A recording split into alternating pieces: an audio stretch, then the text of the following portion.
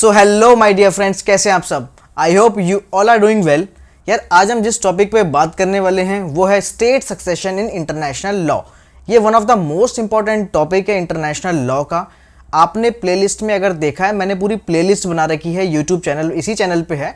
वहाँ पे मैंने इंटरनेशनल लॉ के काफ़ी सारे इंपॉर्टेंट केसेस भी डाले हैं और मैं इंपॉर्टेंट टॉपिक्स भी कोशिश कर रहा हूँ कि सारे टॉपिक्स उसमें इंक्लूड कर दूँ, क्योंकि यार मुझे पता है, मुझे भी काफ़ी प्रॉब्लम आई थी जब मैं LLB में था। मेरे को इंटरनेशनल लॉ कुछ नहीं पता था, उसे जानना था, तो कहीं भी कुछ भी कोई भी रिसोर्स अच्छे से नहीं था इंटरनेशनल लॉ का। हो सकता है कि मे बी इसको पढ़ाने वाले टीचर्स कम हो या फिर काफ़ी लोगों को ये ईजिली समझ में नहीं आता है। लेकिन मैं तो काफ़ी बार बोल चुका हूँ, इंटरनेशनल लॉ यार बहुत इंटरेस्टिंग टॉपिक है।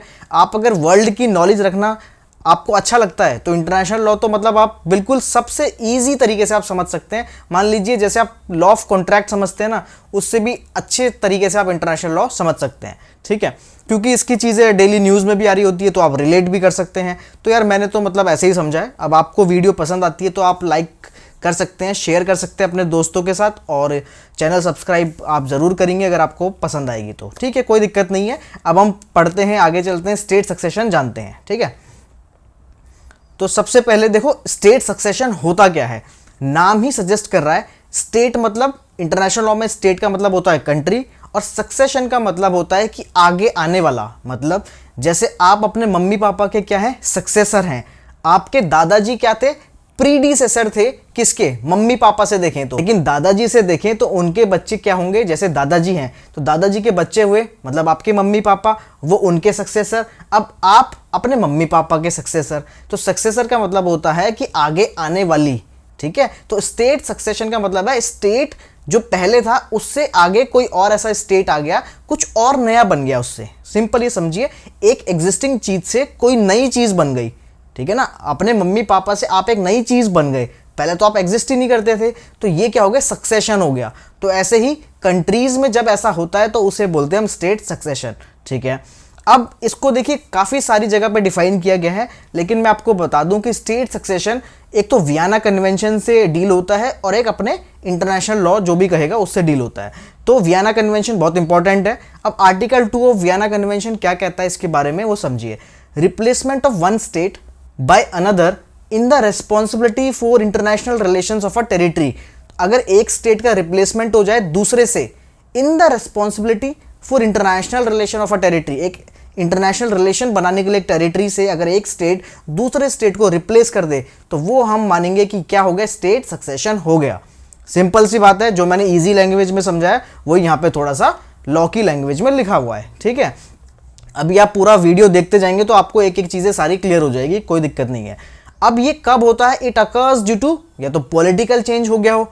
अब पॉलिटिकल चेंज का मतलब है सेसीशन हो गया हो। मतलब सेसीशन का मतलब है कि कोई एक चीज़ है उससे कोई एक उसका एक पार्ट अपने आप अलग हो जाए।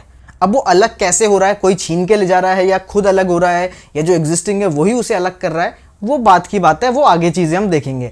लेकिन अगर सेसीशन होता है तो भी भैया का सक्सेशन हो सकता है, क्योंकि नई चीज़ बन गई ना। ऐसे ही यूनिफिकेशन हो रहा है, बहुत सारी चीज़ें जुड़ के एक नई चीज़ बना दे रहे हैं, तो वो क्या हो गया, यूनिफिकेशन। जैसे आप देखते हैं सबसे इजी एग्जांपल अगर मैं आपको बताऊं तो जैसे बूंदी होती है, छोटी छोटी छोटी बूंदी होती है। बूंदी अपने आप में एग्जिस्टिंग एक अलग चीज़ है, लेकिन वो साथ में मिलकर क्या बन जाता है, बूंदी का लड्डू। वो एक नई चीज़ है, वो बूंदी नहीं है, बूंदी का लड्डू बन चुका है, तो वो क्या हो गया, यूनिफिकेशन हो गया। डिसोल्यूशन मतलब कुछ डिसॉल्व होकर बहुत सारी चीज़ें बन गई। अगर हम उसी बूंदी के लड्डू को तोड़ दें, छोटी छोटी बूंदी में वापस कन्वर्ट कर पाए तो वो हो गया डिसोल्यूशन। और डीकोलोनाइजेशन, सबसे अच्छा एग्जांपल हम खुद ही हैं, इंडिया। डीकोलोनाइजेशन मतलब पहले हम क्या थे, ब्रिटेन के अंडर में थे। मतलब हमारे यहाँ पे ब्रिटिश नागरिक, इंडियंस भी थे, ब्रिटिश भी थे, लेकिन हम टेरिटरी किसके थे, ब्रिटेन की थे, तो टेरिटरी ऑफ ब्रिटेन थे हम, ठीक है। अब हम आज़ाद हो गए, डीकोलोनाइजेशन हो गए, तो हम इंडिया बन गए। इंडिया मतलब बिल्कुल अलग स्टेट बन गया, ब्रिटिश अलग है, ठीक है। तो ये क्या हो गया, ये कुछ तरीके हैं इसके, बाकी हम आगे तो समझने वाले हैं एक एक करके सारी चीज़ें। Govern by customary international law and Vienna convention, जो मैं आपको बता चुका हूं कि या तो कस्टम से ये डील करेगा, जो भी इंटरनेशनल लॉ के कस्टम है उससे चलता है स्टेट सक्सेशन, या फिर वियना कन्वेंशन से चलता है। वियना कन्वेंशन में स्पेसिफिकली 2 कन्वेंशंस में दोनों में ही लिखा हुआ है स्टेट सक्सेशन के बारे में, ठीक है। अब देख लेते हैं ओपनहाइमर ने क्या कहा है, कैसे डिफाइन किया है स्टेट सक्सेशन को। A succession of international person occurs when one or more international persons takes the place of another international person in consequence of certain changes in the letters condition। बहुत अच्छा है, अगर आप ध्यान से समझेंगे तो इसमें सारी चीजें इन्होंने बता दी है। Succession of international person, international person का मतलब है इनका स्टेट या फिर कंट्री। आप मान लीजिए अगर एक कंट्री का सक्सेशन है, अकर्स तब होता है when one or more international person, एक या एक से ज्यादा कोई country, takes the place of another country in consequence of certain changes in the latter's condition. बाद वाले की कंडीशन में कुछ चेंज आया, उसके कॉन्सिक्वेंसेस में एक नई चीज बन गई, किसी ने ले ली या फिर one or more international person ने ले ली, किसकी जगह, पहले वाले की जगह। ठीक है, सिंपल, ज्यादा हेडेक मत लो। आपको समझ में आया ना क्या होता है स्टेट सक्सेशन? एक स्टेट से बाकी और चीजें निकलना और स्टेट्स निकलना। अब निकलेंगे कैसे वो हम आगे बात करने वाले हैं। ठीक है, तो ये हो गया स्टेट सक्सेशन का एक इंट्रो। अब हम चलते हैं अपनी नेक्स्ट स्लाइड पे। यार इस स्लाइड्स बनाने में भी काफ़ी दिमाग और काफ़ी टाइम लगता है। आप सोचते होंगे कहीं से कॉपी पेस्ट कर ली, नहीं, ऐसा कुछ नहीं है। तो आप इसको मतलब अप्रिशिएट कर सकते हैं। आप अप्रिशिएट कैसे करेंगे? आप कमेंट में बताइए आपको ये कंटेंट कैसा लगता है, ज़रूर बताना। आप देखते हैं लेकिन कमेंट करने में काफ़ी लोग सोचते हैं कि यार क्या ही कमेंट करना, चलो देख लिया ना। नहीं, पर अगर आपको कंटेंट अच्छा लगता है ना तो आपको कमेंट करना चाहिए, क्योंकि फिर उसी के बेसिस पे यूट्यूब आगे रिकमेंड करता है ये सारी चीज़ें बाकी और भी इंटरेस्टेड लोगों को। तो आप कमेंट कीजिए, लाइक कीजिए। अगर चैनल आपको समझ में आता है कि चैनल आपके काम का है तो सब्सक्राइब भी ज़रूर कीजिए। ठीक है, तो इंपॉर्टेंट टर्म्स में इसमें देखिए क्या है, इस पूरे स्टेट सक्सेशन में 4 इंपॉर्टेंट टर्म्स आएगी, वो आप अभी ध्यान में रख लीजिए। सबसे पहला आपको ध्यान रखना है प्रीडिसेसर स्टेट। प्रीडिसेसर स्टेट बोलो या फिर इसे एब्जॉर्ब्ड स्टेट बोलो, इसका मतलब है पिछला स्टेट। ठीक है, प्रीडिसेसर मतलब पिछला, पहले जो था। मान लीजिए ए था वो, ठीक है, ए जैसे लिखा हुआ है। ए क्या है? प्रीडिसेसर स्टेट है और एब्जॉर्ब्ड स्टेट है। बी क्या है? एक नया बना, ए में से बी बना। अब तो बी क्या हो गया? सक्सेसर स्टेट हो गया या फिर एब्जॉर्बिंग स्टेट हो गया। एब्जॉर्बिंग क्यों बोलेंगे? क्योंकि मान लीजिए अगर बी ने ही ए को कंज्यूम कर लिया मीन्स कैप्चर कर लिया, कंट्री की लैंग्वेज में बोले, अगर उसने उसको कैप्चर कर लिया तो अब वो ए नाम तो रहेगा नहीं, अब उसका नाम हो गया बी। तो बी ने एब्जॉर्ब किया है तो एब्जॉर्बिंग स्टेट, और किसको एब्जॉर्ब किया है? ए को, तो ए हो गया एब्जॉर्ब्ड स्टेट। ऐसे ही सक्सेसर मतलब आगे आने वाला, तो आगे कौन आया? बी आया, तो सक्सेसर हो गया बी। और किसको कंज्यूम करके या किसको बांट के आया? प्रीडिसेसर स्टेट ए को। तो ये हो गई इसकी 4 टर्म्स। तो सेम प्रीडिसेसर और एब्जॉर्ब्ड एक ही होता है और सक्सेसर और एब्जॉर्बिंग एक ही होता है। ठीक है, अब इसके लिए हम आगे चलते हैं और अब जानते हैं सबसे इंपॉर्टेंट चीज, टाइप्स ऑफ स्टेट सक्सेशन। भैया हमने समझ लिया कि स्टेट सक्सेशन क्या होता है, लेकिन होगा कैसे? 2 तरीके हैं सिर्फ इसके होने के, या तो पार्शियल सक्सेशन हुआ है या फिर टोटल कंप्लीटली हो गया, वर्ड ही बता रहे हैं। ठीक है, लेकिन अंदर थोड़ा सा कॉम्प्लेक्स होता है, ये समझेंगे। देखो क्या होता है partial succession, there is a change in sovereignty over territory, one state replacing another. एक स्टेट दूसरी को रिप्लेस तो कर रहा है लेकिन पार्शियली करेगा यहाँ पे। ठीक है, यहाँ पे कंप्लीटली नहीं करेगा। अब पार्शियल सक्सेशन कैसे कैसे होंगे वो तरीके देखिए। Partial succession takes place in following ways. First इसका वे है बाय सक्सेशन, मतलब अगर किसी को सक्सेशन ही कर लिया, जैसे कि when another state is establish. Another state कैसे बना है? By a part of the territory breaking off from the parent state. मान लीजिए एक स्टेट था ए, अब ए की कुछ टेरिटरी अलग होना चाहती है और वो अलग हो गई, तो ए की टेरिटरी में से एक्स निकला, तो एक्स क्या हो गया? एक्स हो गया एक नया स्टेट और ए का जो रिमेनिंग पोर्शन है वो हो गया एक अलग। तो 2 चीजें बन गई। तो सबसे पहले जो एक्स निकला वो ए की टेरिटरी में से निकला है, breaking off from the parent state and thereby gaining independence. तो ये कैसे निकला? By succession. जैसे पेरेंट्स का एग्जांपल, ठीक है ना, वो अपनी जगह पे हैं लेकिन उनसे क्या निकले? उनसे आप निकले, तो आप निकले तो आप भी एक अलग एंटिटी, वो भी एक अलग एंटिटी, तो आपकी भी इंडिपेंडेंस, उनकी भी इंडिपेंडेंस। ठीक है ना, तो आप क्या हो गए? आप हो गए बाय सक्सेशन निकले हैं। ठीक है, तो ये हो गया हमारा बाय सक्सेशन। इसके एग्जांपल आप देख सकते हैं, the separation of US from the parent state great Britain इन 1776। ऐसे इसके तो काफी सारे और एग्जांपल्स भी हो सकते हैं, लेकिन ग्रेट ब्रिटेन का ही पहले पूरा कब्जा था, तो 1776 में यूएसए अलग हुआ, तो यूएसए अलग हुआ तो अलग ही बन गया, अलग बन गया ना। अब ब्रिटेन अलग है, यूएस अलग है, अब यूएस अलग है, उसकी इंडिपेंडेंस, इसकी इंडिपेंडेंस, कैसे निकला? By succession. ठीक है, ये हो गया हमारा सक्सेशन का एग्जांपल। वैसे हम इंडिया भी हैं, बहुत सारी चीज़ें इसमें हम इंक्लूड कर सकते हैं एग्जांपल में, तो आप भी दिमाग लगाएंगे तो आपको भी मिल जाएगा। ठीक है, अब सेकंड पॉइंट आता है इसका बाय सेसेशन और कॉन्क्वेस्ट। अभी तो प्यार से निकला है, ठीक है, तभी पेरेंट्स का एग्जांपल दिया है। अब दूसरा पॉइंट आता है बाय सेसेशन और कॉन्क्वेस्ट। अब भाई झगड़े से है, ठीक है, तो पेरेंट्स का एग्जाम्पल नहीं चलेगा। तो अब झगड़े से या फिर सिसेशन, कॉन्क्वेस्ट, विरोध हुआ है, कुछ तो हुआ है, मतलब पंगे से निकला है। When one state acquires a part of territory of another and assume sovereignty over the portion seeded, एक स्टेट ने दूसरे स्टेट को कब्जा कर लिया, अटैक कर लिया और उसका एक टेरिटरी छीन के भाग गया। जैसे रशिया का अगर हम एग्जांपल दें तो क्रीमिया जो था यूक्रेन का, वो रशिया ने 2013-14 में ही कब्जा लिया था। ठीक है, अब रशिया ने कब्जा लिया कैसे? पहले तो वो यूक्रेन की टेरिटरी में आता था, अब रशिया की टेरिटरी में आने लगा, सेसेशन हुआ, अब वो रशिया की टेरिटरी है। कैसे हुआ? By conquest. ठीक है ना, तो ये प्यार से नहीं हुआ है। इसके एग्जाम्पल बहुत सारे, इसके भी एग्जाम्पल मिलेंगे, आप डेली न्यूज़ में भी देखेंगे, क्योंकि वॉर का टाइम तो मतलब ये होता ही रहता है। तो इसके एग्जाम्पल आप देख सकते हैं, जैसे कैलिफोर्निया टू द यूएस इन 1947। 1947 में यूएस ने क्या किया, कैलिफोर्निया जो था उस पर क्या कर लिया, अपना कब्जा कर लिया। तो ये हो गया सेसेशन का एग्जाम्पल। तो अगर लेमन लैंग्वेज में समझे, सी ने अटैक किया ए पर और ए से क्या पोर्शन लेके चला गया, उसका बी पोर्शन लेके चला गया। ठीक है ना, अटैक करके बी पोर्शन लेके चला गया। पहले बी किसका था? ए का ही था। तो ये हो गया हमारा सेसेशन और कॉन्क्वेस्ट। पार्शियली हुआ है क्योंकि अभी भी वो भी एग्जिस्ट कर रहा है, ए भी एग्जिस्ट कर रहा है। ठीक है ना, लेकिन क्या हो गया, उसको लेकर चला गया। तो ये हो गया पार्शियल सक्सेशन। तो तीसरा है डिसमेंबरमेंट। ये आपको बड़ा ध्यान से देखना है क्योंकि इसमें ना काफी ज्यादा थोड़ा सा कॉम्प्लेक्स है ये। इसका पहले हम पढ़ लेते हैं। When a fully sovereign state loses part of its independence through incorporation into a federal state और coming under the protectorate of a stronger power, और when a not full sovereign state becomes fully sovereign. Example समझिए, बाकी सारी चीजें कोई भूल जाइए।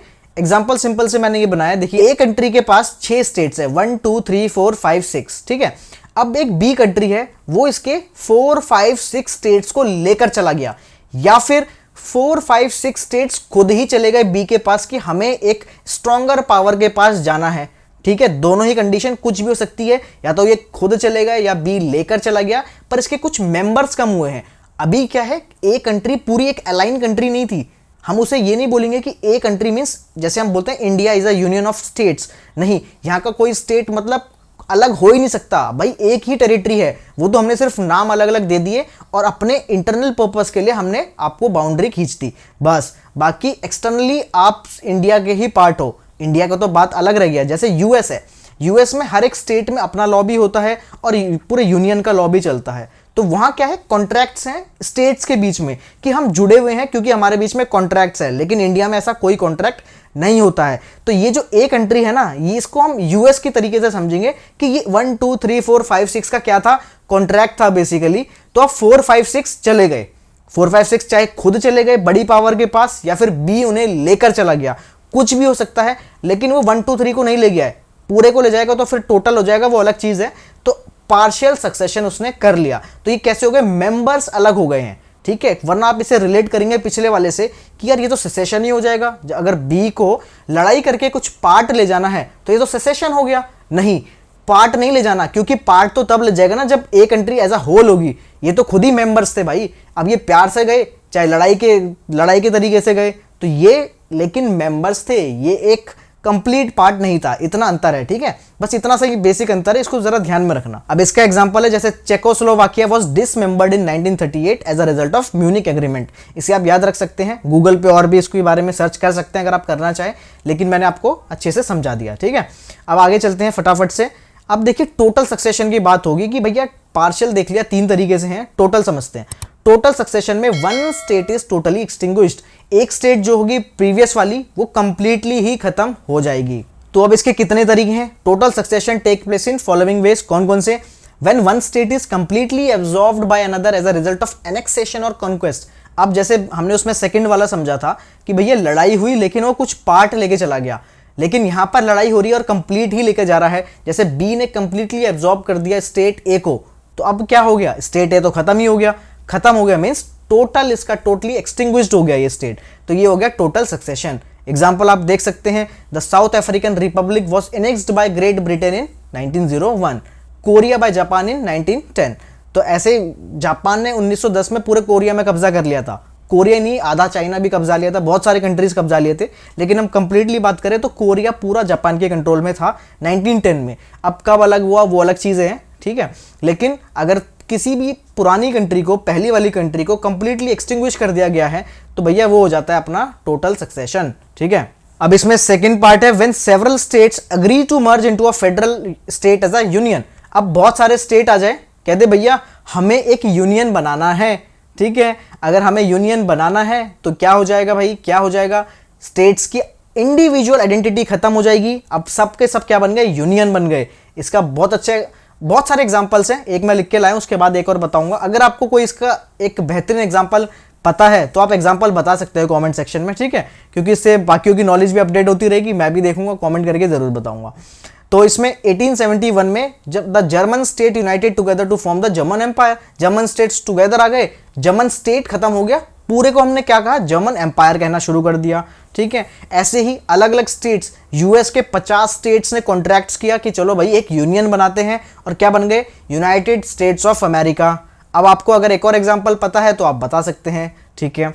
तीसरा पॉइंट है when one or more states are formed by division of a former single state into several independent states which become successor state, extinguishing totally the international person of the former single entity।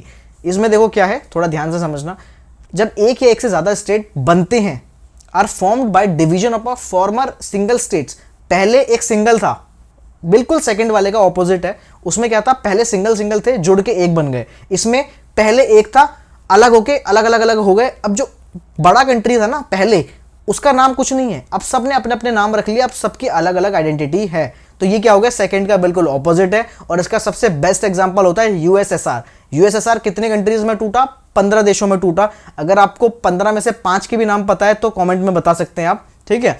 तो यहाँ पे क्या होता है कि 15 countries में USSR टूट जाता है तो पहले उसे क्या कहते थे, USSR, United state of Soviet Russian, ठीक है। लेकिन जब कंट्रीज अलग हो गई तो सबके नाम अलग अलग हो गए, किसी ने रशिया रख लिया, किसी ने यूक्रेन रख लिया, किसी ने आप बताएंगे क्या रख लिया, ठीक है। तो ऐसे करके क्या हो गए, ये हो गया 3 तरीके टोटल सक्सेशन के, जिसमें प्रीवियस स्टेट पूरी तरीके से खत्म हो जाता है। अब आगे चलते हैं, इसमें इफेक्ट्स ऑन ट्रीटीज। अब देखिए किसी एक देश ने दूसरे देश को कब्जा लिया, मान लीजिए बहुत सारी बात चलती है कि भैया इंडिया को पाकिस्तान को कब्जा लेना चाहिए, ठीक है, चलो मान लेते हैं, हम समझ लेते हैं, थोड़ा सा अभी हम खुश हो जाते हैं कि भैया हमने कल करना है, परसों करना है काम, वो आज हम करके बैठे हैं, मान लेते हैं हमने पाकिस्तान को कब्जा लिया, ओके। नाउ अब जो पाकिस्तान ने इतनी अलग अलग देशों से अलग अलग इंटरनेशनल फोरम में ट्रीटीज करी होगी, उनका क्या होगा वो समझ लीजिए, उनका क्या होगा, बहुत महत्वपूर्ण। इसीलिए हम कहते हैं कि मतलब किसी को कॉन्क्वेस्ट करना, किसी देश को जीतना इतना आसान नहीं है, बहुत सारी चीजें उसमें देखनी पड़ती है, ठीक है। तो सबसे पहला इफेक्ट क्या होने वाला है, इसमें 2 थ्योरीज है, दोनों थ्योरीज चलो मैं एक साथ ही निकाल देता हूं, दोनों थ्योरीज आप ध्यान से सुनना। सबसे पहला है clean slate theory. Clean slate का मतलब है स्लेट, पता है ना स्लेट क्या होती थी, हम बचपन में लिखते थे, हमने तो बहुत कम लिखा है, हमारे पेरेंट्स ने स्लेट ज्यादा यूज करी होगी, ब्लैक कलर की होती थी, उसमें चौक से लिखते थे। तो क्लीन स्लेट थ्योरी कहती है कि हमें पिछला रिकॉर्ड सारा क्लीन मिल रहा है, मतलब new states not bound by prior treaties unless accepted, अगर हमने एक्सेप्ट कर लिया अब जाके तो हमारे पास आएगी, अदरवाइज हम इसको बिल्कुल क्लियर मानेंगे, ऐसा मानेंगे कि कोई भी प्रीवियस ट्रीटी है ही नहीं। तो ये हो गया क्लीन स्लेट थ्योरी। सेकंड होती है continuity theory. Treaties continue unless expressly renounced, मतलब ट्रीटीज चलती रहेगी जब तक कि हम उन्हें स्पेशली खत्म ना कर दे, कोई लॉ बना के, कोई डिक्लेरेशन से, किसी भी तरीके से, तब तक चलती रहेगी। मतलब दोनों एक दूसरे का ऑपोजिट है। एक में क्या होगा, हमें पूरा प्रीवियस रिकॉर्ड क्लियर मिल रहा है जब तक कि हम एक्सेप्ट ना कर ले, एक में प्रीवियस चलता रहेगा जब तक कि हम रेनाउंस ना कर दे, ठीक है। तो ये होता है ट्रीटीज का। अब कंट्री, जो भी सक्सीडिंग कंट्री है, वो कौन सी थ्योरी अपनाएगी वो कंप्लीटली उसके ऊपर है, ठीक है। So it depends on context and state practice, कि क्या कंटेक्स्ट में ये चीजें हुई है, टोटल सक्सेशन हुआ है कौन सा वाला, पार्शियल हुआ है कौन सा वाला, स्टेट की प्रैक्टिस क्या रहती है। काफी सारी कंट्रीज के साथ हम ट्रीटीज तोड़ेंगे प्रीवियस कंट्री वाली, तो हो सकता है वही कोर्ट में जाएंगे, आर्बिट्रेशन में जाएंगे, तो बहुत सारी चीज़ें हमें देखनी पड़ती है। उसके हिसाब से जो भी प्लस माइनस एडजस्ट करके हमें जो सही लगता है वो हम अपना लेते हैं, ठीक है। अब ट्रीटीज का हमें समझ में आ गया। अब हम चलते हैं effects on citizenship and nationality. भाई जो लोग रह रहे हैं उनका क्या करना है, पाकिस्तान तो कब्जा लिया, लेकिन वहां के लोगों का क्या करना है अब, ठीक है, वो इंडियंस कहलाएंगे क्या। तो भाई ये बहुत ही बड़ी दिक्कत हो जाती है, ये भी हमें बहुत ज़्यादा सोचना पड़ता है। स्टेट सक्सेशन का ही ये पार्ट है। अगर मान लीजिए आपके क्वेश्चन, मतलब आपके एग्जाम में ये पूरा बड़ा आ गया ना क्वेश्चन, 20 नंबर वाला आ गया या 16 मार्क्स का आ गया, मतलब जो 10 से ऊपर का आ गया, तो आप इसमें बहुत सारी चीज़ें लिख सकते हैं। 10 तक का भी आ गया तो आप शॉर्ट शॉर्ट में ये मतलब जितनी भी मैंने स्लाइड्स बनाई है इनका आप यूज़ कर सकते हैं। कैसे करना है आपको एग्जाम पैटर्न पे देखना पड़ेगा और अपने इंटेलेक्ट पे देखना पड़ेगा कितनी बातें आपको याद आ रही है उस टाइम पे, ठीक है। तो effects on citizenship and nationality की बात करें तो इंडिविजुअल मे एक्वायर न्यू नेशनैलिटी, इंडिविजुअल हो सकता है कि उसको नई नेशनैलिटी नया कंट्री दे दे, लेकिन जरूरी नहीं है सबको दे। It may lead to statelessness भी हो सकता है और ड्यूअल सिटीजनशिप भी हो सकती है। अब स्टेटलेसनेस और ड्यूअल सिटीजनशिप अगर आपको नहीं पता है, मैंने इसमें ऑलरेडी एक वीडियो बनाई हुई है, आप प्लेलिस्ट में जाना इस वीडियो के बाद और उसको जरूर देख लेना। वैसे तो इंटरनेशनल लॉ की अगर आप लाइन वाइज सारी वीडियो देखेंगे ना, तो मैं मतलब गारंटी के साथ कह सकता हूं कि आपका नुकसान तो नहीं होने वाला है, आपको नॉलेज ही मिलेगी, ठीक है। तो या तो उसकी नेशनैलिटी गई, या तो उसको नेशनैलिटी बिल्कुल मिल जाएगी, या फिर हो सकता है कि उसको दोनों कंट्रीज की नेशनैलिटी, क्योंकि पासपोर्ट बने हैं किसी इंटरनेशनल और कंट्रीज में, उसका कोई रिलेशन है, कुछ भी हो सकता है, कुछ कॉन्ट्रैक्ट्स हैं, तो वो कंट्री उसे पहले पाकिस्तान का मानता था, लेकिन पाकिस्तान अब एग्जिस्ट ही नहीं करता, तो हो सकता है वो कुछ टाइम तक वो भी चलता रहे, कुछ टाइम तक ये भी चलता रहे। तो ये होता है ड्यूअल सिटीजनशिप का issue. It is determined by municipal law and international obligations. तो ये भी पूरा कंप्लीटली सक्सीडिंग कंट्री पर डिपेंड है कि भैया उसके लॉ क्या कहते हैं, उसका इंटरनेशनल ऑब्लिगेशन क्या कहता है, ठीक है। तो जो भी होगा ये 3 पॉइंट्स में आप इसको समराइज कर सकते हैं, ठीक है। नाउ इसमें आगे चलते हैं। अब इसके कुछ केस एग्जांपल्स हैं जो कि मतलब काफी अच्छे हैं, आपको पता होना ही चाहिए, बेसिक वाले हैं। तो देखिए यूएसएसआर का डिसोल्यूशन, ये मैं आपको बता चुका हूं। जैसे यूएसएसआर 15 कंट्रीज में टूटा, ठीक है, तो पर उसका लीगल सक्सेसर हम किसे मानते हैं, रशिया को मानते हैं, क्योंकि जो वो पर्टिकुलरली मतलब मेजर एरिया था ना वो रशिया के ही पास है, उसे हम आज रशिया ही कहते हैं, बाकी सब छोटे छोटे देश हैं, तो वो अलग हो गए। उनको क्या सक्सेसर मानेंगे, सक्सेसर उसे ही मानेंगे ना जिसके पास ज्यादा पोर्शन रह गया। तो यूएसएसआर का डिसोल्यूशन ये इसका एक प्राइम एग्जांपल है। ये स्टेट किसका, स्टेट सक्सेशन का, इसका सक्सेशन का सक्सेसर कौन निकला, रशिया निकला। ऐसे ही इंडिया पाकिस्तान 1947 अलग अलग हुए, पार्टीशन हुआ and division of assets and liabilities का यहाँ पे क्या हुआ है, प्रॉपर डिवीजन हुआ है। लेकिन यूएसएसआर के केस में नहीं हुआ है, वहां पे लीगल सक्सेसर कौन निकला, रशिया। तो जो उसके पॉजिटिव थे वो भी रशिया के पास, जो उसके नेगेटिव थे वो भी रशिया के पास गए। लेकिन इंडिया पाकिस्तान के केस में बिल्कुल भाई जो पैसा था ना हमारे देश के पास वो भी बांटा गया है कि भैया इतना पैसा, कुछ एक्स अमाउंट थी, मतलब कुछ 2-4-5 लाख रुपए वो पाकिस्तान को दिए गए थे उस टाइम पे। तो ये ऐसा बिल्कुल तरीके से बंटवारा हुआ कि partition and division of assets and liabilities India Pakistan के केस में हुआ। तो ये कंप्लीटली किस पे डिपेंड कर रहा है, हमने जो पीछे देखा था स्टेट प्रैक्टिस पे और इंटरनेशनल ऑब्लिगेशंस पे। तीसरा है सूडान एंड साउथ सूडान, ये 2011 बहुत ही लेटेस्ट है। इसमें क्या हुआ, जब ये दोनों अलग हुए, south Sudan adopted clean slate approach. इन्होंने क्लीन स्लेट अपनाई कि भैया हम नए तरीके से शुरू करेंगे, हमें प्रीवियस कोई भी ट्रीटी की बाउंडेशन नहीं चाहिए, कोई लायबिलिटीज नहीं चाहिए, जो भी हमारे पास अपनी एसेट्स हैं हम वो लेकर जाएंगे, उतना ही उसे यूज करेंगे, उसी के हिसाब से हम आगे चलेंगे, हमें क्लीन स्लेट अप्रोच अपनानी है। तो ये 3 तरीके हैं, देखो तीनों ने ही अलग अलग तरीके अपनाए, तो आपको पता चल गया कि कंट्रीज कुछ भी तरीका अपना सकती है, वो उसके ऊपर है, ठीक है। So now this is the end of this video. अगर आपको ये वीडियो पसंद आई, आप किसी और टॉपिक पे चाहते हैं वीडियो, तो आप कमेंट में जरूर बताना, ठीक है। और आपको वीडियो पसंद आती है तो इसको यार कमेंट करना, पहले तो कैसी लगी बताना, शेयर कर देना अपने दोस्तों के साथ और लाइक भी जरूर करना। मिलते हैं नेक्स्ट वीडियो में, टिल देन बाय बाय।